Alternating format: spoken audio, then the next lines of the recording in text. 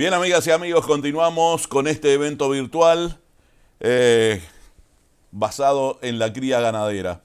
Las diferentes tecnologías, las diferentes metodologías validadas, la investigación, el desarrollo, el trabajo que vienen haciendo a lo largo y ancho del país durante muchos años, muchos técnicos muy valiosos que siguen aportando muchísimo para, en definitiva, el mejoramiento de la ganadería en el Uruguay.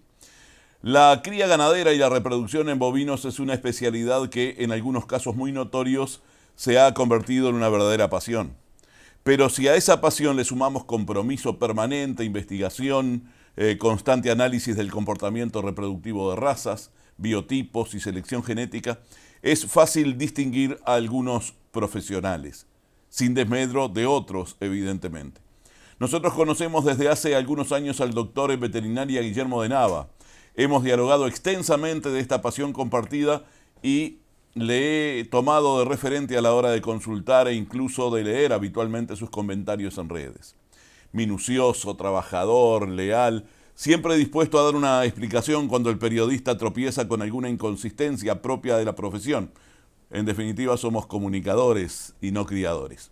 En este contexto recibimos al doctor en veterinaria Guillermo de Nava, a quien le damos la bienvenida y le consultamos en principio qué importancia representa la selección genética a la hora de la cría bovina, fundamentalmente en la selección de la vaca. Bienvenido, Guillermo. Muchas gracias por la presentación, Jorge, muy generoso de vuestra parte.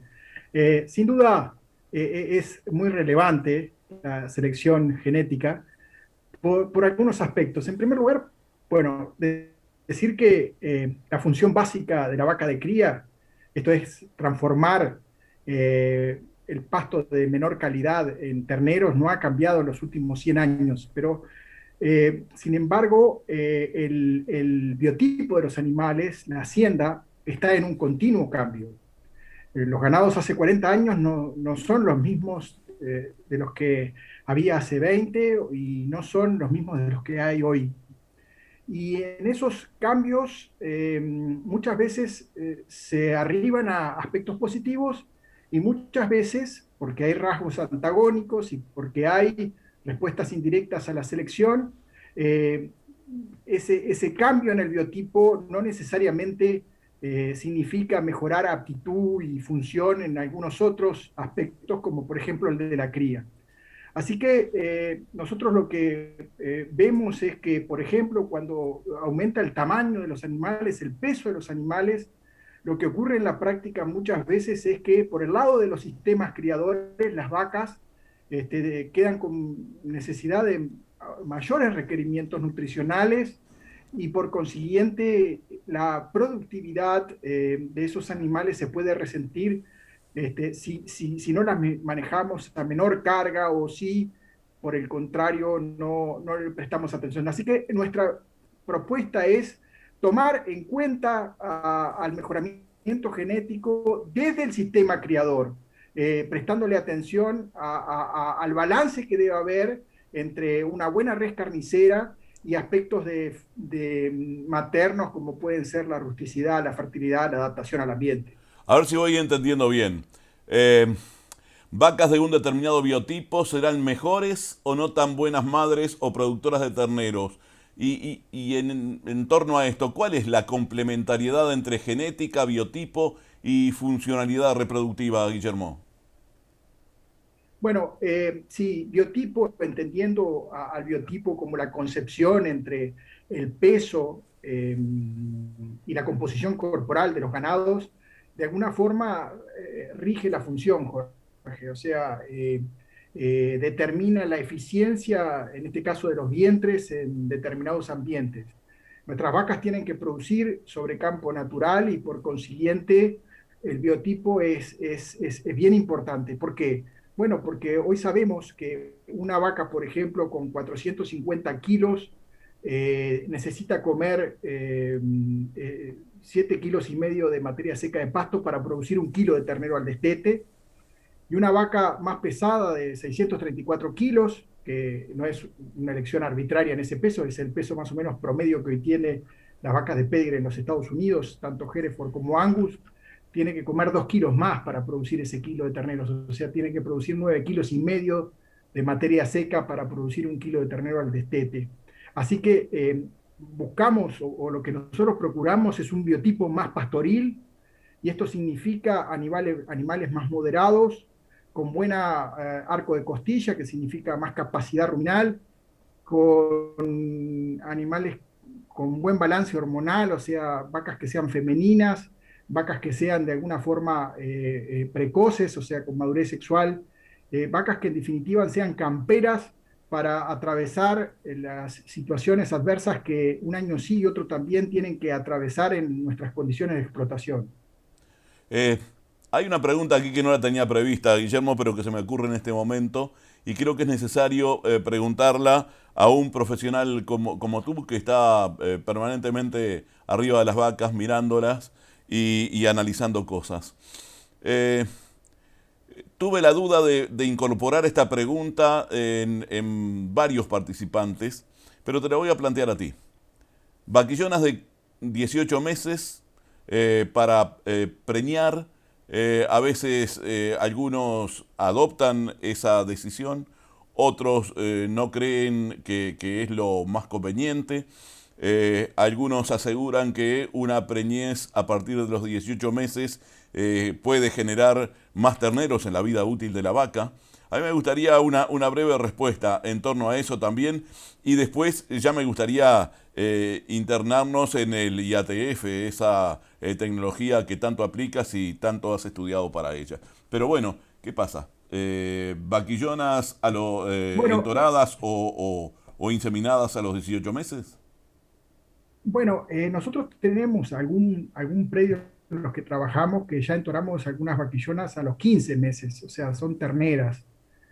Pero claro, esto lleva a mayores requerimientos en ese animal que necesita comer mucho mejor, cuidarlo mucho más para que paran a los 2 años satisfactoriamente y que puedan volver a preñarse a los 2 años. O sea, no puede hacerse, o por lo menos nosotros no lo hemos hecho, sobre campo natural. Requiere pasturas mejoradas o suplementación, o sea, sistemas más intensivos. Con respecto a los 18 meses, nosotros en varios predios lo llevamos a cabo y nos gusta hacerlo como manera de tensar un poco la cuerda y ver en esa etapa cuáles son las vaquillonas que están ciclando con 18 meses, o sea, anticipadamente, porque ese es un rasgo deseable para una vaca de cría. Entonces, paren en el otoño normalmente. Esas vacas requieren poco cuidado en el sentido de que generalmente no se la vuelve a rentorar en el invierno, sino que se la va a rentorar recién a los 3 años en la primavera siguiente. Entonces, es un sistema que nosotros lo aplicamos, es viable, es posible, y sobre todo cuando lo encaramos desde el punto de vista de ver cuáles son las vacas que se preñan, las vaquillonas que se preñan antes, es posible de llevarlo a cabo y con resultados satisfactorios. Bien, Guillermo, la incorporación de la inseminación artificial a tiempo fijo ha sido una tecnología que ha ido ganando adeptos en los últimos años. Por supuesto, la monta natural como complemento es una tecnología que se ha seguido practicando paralelamente. ¿Qué cambios ha generado la IATF en los establecimientos criadores? ¿Cuáles son sus fortalezas? Y en definitiva, ¿cuáles son las limitantes a superar, que todas las tecnologías la tienen? No hay situación perfecta, ¿no? Bueno, sí, cada vez hay más incorporación de la tecnología de la IATF en predios ganaderos. Creo que ha simplificado mucho el tema de la inseminación artificial, ha permitido además llevarla a cabo en categorías que antes no era posible hacerlo, por ejemplo, en las vacas con cría al pie, cuando todavía no están ovulando, solamente se puede abordar la inseminación a través de la inseminación artificial a tiempo fijo, o sea, esas son ventajas notorias que llevan, como vamos a ver después, a concentración de los partos con beneficio en la productividad del sistema.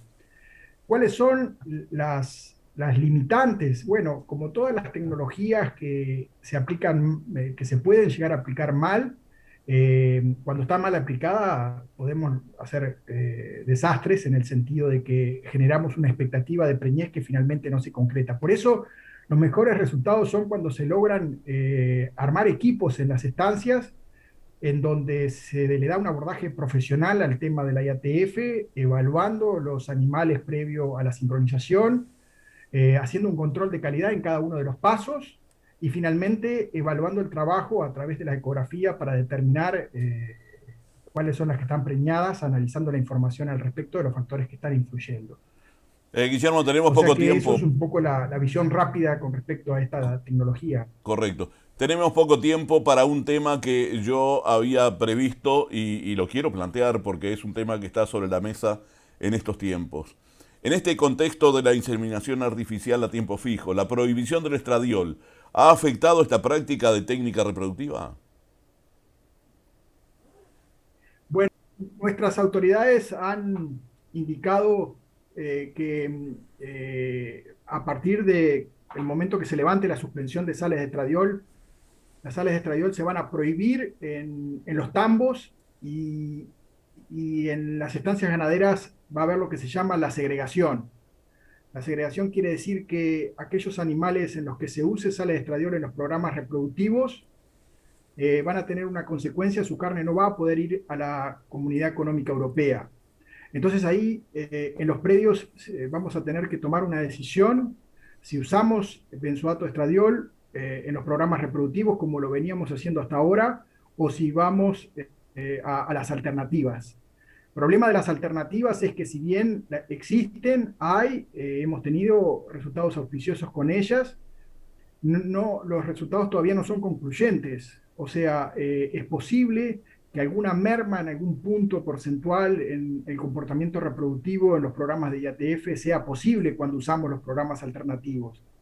Así que ahí son decisiones que vamos a tener que tomar a nivel predial.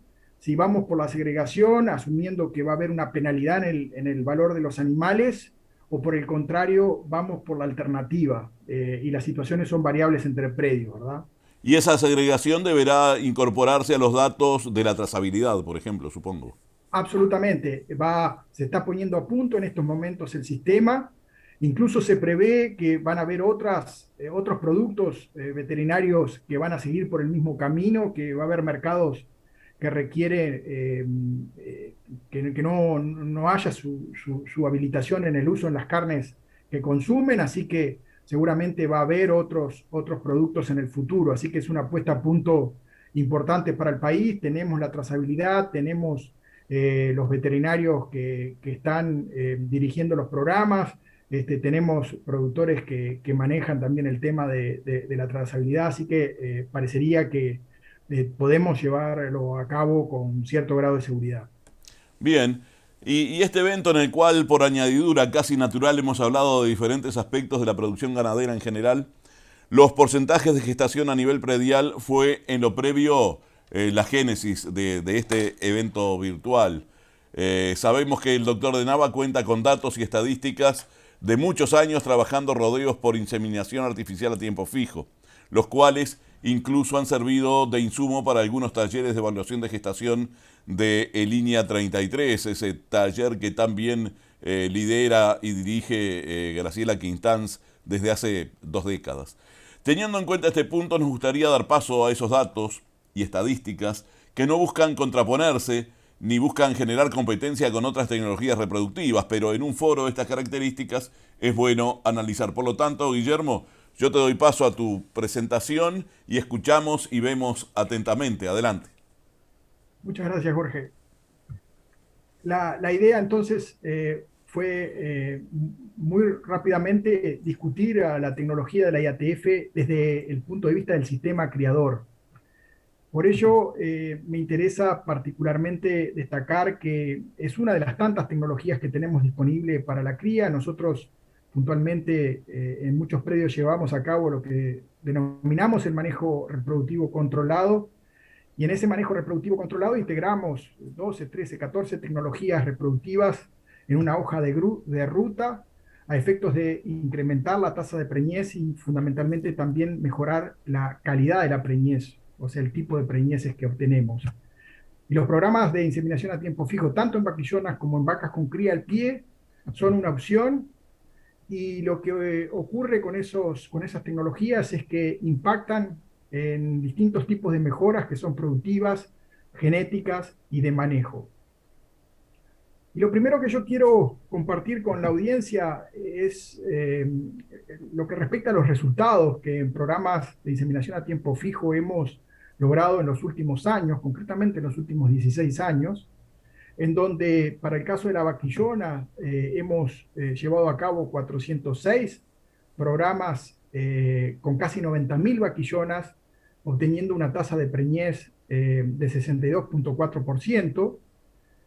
Y para el caso de la vaca con cría al pie, en 230 programas, en algo más de 47.000 vacas con cría al pie, las tasas de preñez promedio han sido de 60%. Así que si juntamos estos datos, vemos que en 636 programas llevados a cabo en estancias ganaderas aquí en el Uruguay, con más de 137.000 vientres, la tasa de preñez promedio en estos programas de inseminación a tiempo fijo han sido de 61,7%, que es un porcentaje muy bueno, diría yo, incluso cuando uno observa los reportes en países de avanzada en el tema ganadero. Así que podemos lograr resultados buenos en nuestras condiciones, resultados que podrían considerarse buenos en el contexto, digamos, internacional de esta tecnología.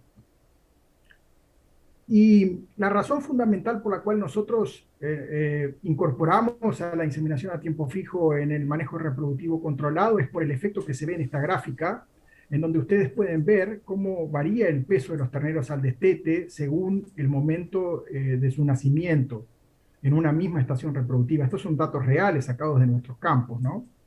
Y lo que se observa en esta gráfica es que los terneros que nacen en la cabeza de la aparición, en los primeros 21 días, que en definitiva son aquellos que nacen de los programas de inseminación, suelen ser 20 o más de 20 kilos más pesados que el lote siguiente, que nace en los 21 días siguientes, y que incluso le pueden llevar a los de cola de nacimiento, de parición, 80, 90 kilos. O sea, realmente es una forma, concentrar las preñeces, es una manera de mejorar la productividad, en este caso, del peso de los terneros al destete. Y eso es lo que nosotros encontramos en el campo. Por ejemplo, este es el resultado de un ensayo que llevamos a cabo ya hace muchos años en el departamento de Artigas, en donde a un grupo de vaquillonas las dividimos en dos.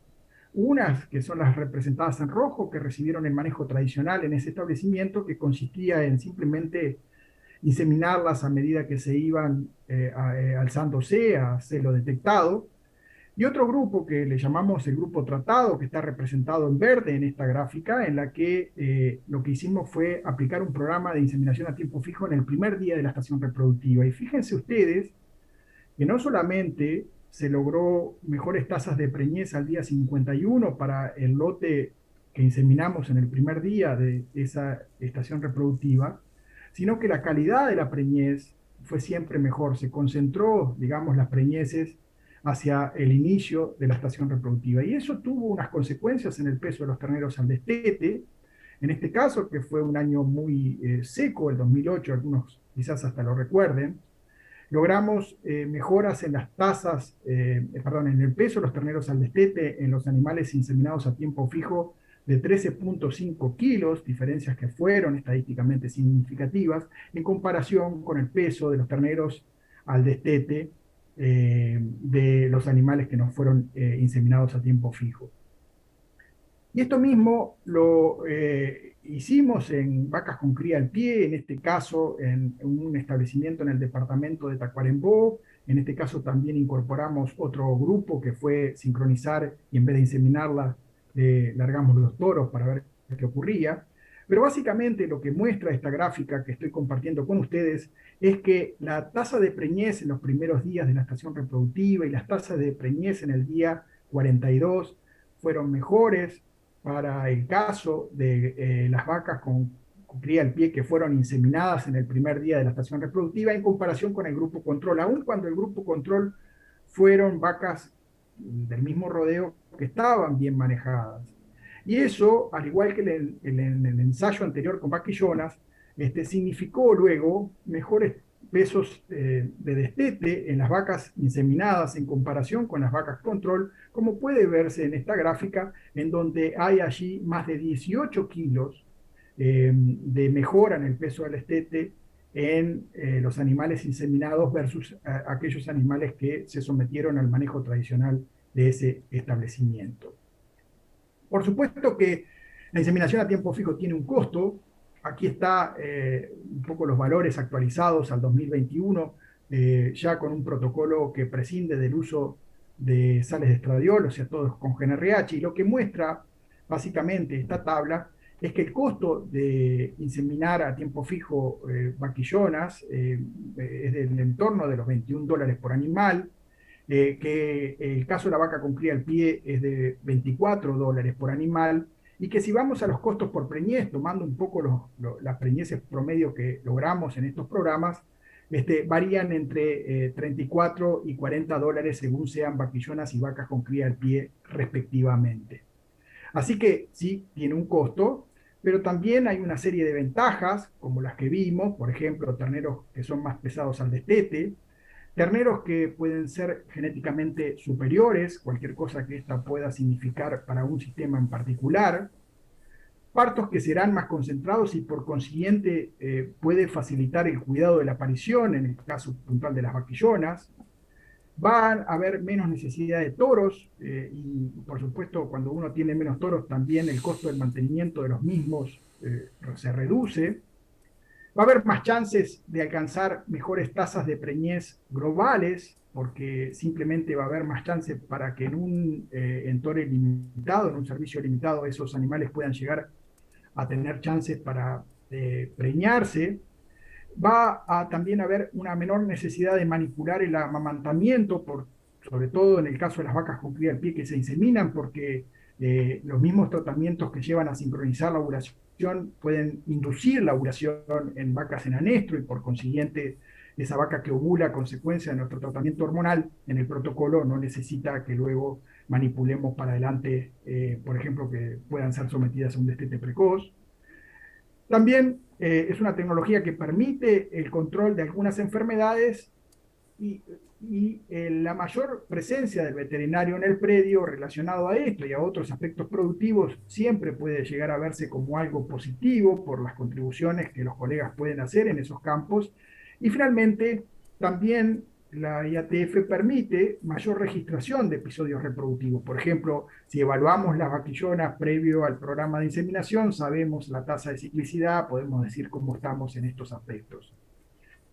Y así que, tomando en cuenta solo algunas de estas ventajas, como pueden ser los terneros más pesados y el hecho de que se necesitan menos toros y el mantenimiento de los toros, podemos establecer una relación costo-beneficio en el sistema, tomando incluso en cuenta las mejoras en los pesos al destete que habíamos visto en los ensayos que yo compartí con ustedes. Entonces, tomando en cuenta este incremento en el peso al destete a consecuencia de inseminar las vacas, pero considerando que no todas las vacas que se inseminan se logran preñar y no todas las vacas que se preñan logran finalmente destetar un ternero, así que hay que hacer todos esos análisis de pérdidas y demás, y considerando, por ejemplo, que cada 100 vacas de repente, si tenemos que inseminarlas, vamos a necesitar un 30% menos de toros, o sea, tomando una serie de asunciones, podemos establecer el beneficio en dólares de inseminar vaquillonas y vacas, y los cálculos en los presupuestos parciales que nosotros hacemos con los valores corrientes de los terneros, podemos hablar de unos $15, $16 de beneficio por cada animal inseminado para el caso de las vaquillonas, siendo conservadores y, como decía, tomando en cuenta solo algunas de las ventajas que tiene esta tecnología. Y para el caso de las vacas con cría al pie es aún mayor por el impacto que tiene en peso del ternero al destete y por las inducciones también de la ovulación, etcétera. Lo cierto es que nos vamos a $21 de retorno por cada animal que inseminamos, solamente tomando en cuenta ventajas parciales de lo que es esta tecnología. Así que, para terminar, yo aliento a los productores que nos están viendo a considerar esta tecnología, tratar de acercar colegas que lleven a cabo esta tecnología y sobre todo logrando hacer un equipo con el personal para evaluar la posibilidad, si no lo están haciendo, de poder llegar a hacerlo en los predios, porque realmente son muchas las ventajas. Así que les quiero agradecer mucho vuestra atención. Muchas gracias. Muy bien, doctor Guillermo de Nava, ha sido verdaderamente un lujo tenerte por aquí, volver a escuchar estos datos tan interesantes y saber que, bueno, que tus días, cada hora, estás concentrado en mejorar esta tecnología que se va desarrollando en el Uruguay y que, bueno, algunos la adaptarán más fácil o más rápido que otros, como todo en la vida, pero que da sus resultados y que eso puede demostrarse no solo a nivel de esta presentación con estos datos gráficos, sino también en consultas con quienes en definitiva usufructúan de esta tecnología a través del mejoramiento reproductivo de sus rodeos y también, como veíamos por allí, del mejoramiento de la performance económica, que de eso se trata, ¿verdad? Así que muchísimas gracias por la presentación. Seguramente vamos a tener otras instancias como esta. Como decía en tu presentación, muchos como yo te siguen en tus comentarios en redes sociales y son verdaderamente un lujo que uno puede darse acercándose a la tecnología, a las vacas, a la ganadería, que en definitiva es, como comunicadores, nuestra pasión, y como profesional de la veterinaria, también tu pasión en un rubro que es verdaderamente apasionante. Así que muchísimas gracias. Gracias a ti, Jorge, gracias a ustedes incluso por esta iniciativa. Quiero felicitarlos. Es importante para nosotros que ustedes hablen de vacas y que traigan a la cría al primer plano en atención. Así que yo los felicito y les deseo muchos éxitos a los otros disertantes en esta tarea tan noble que ustedes han propuesto. Muchas gracias, Jorge. Gracias a ti, hasta pronto.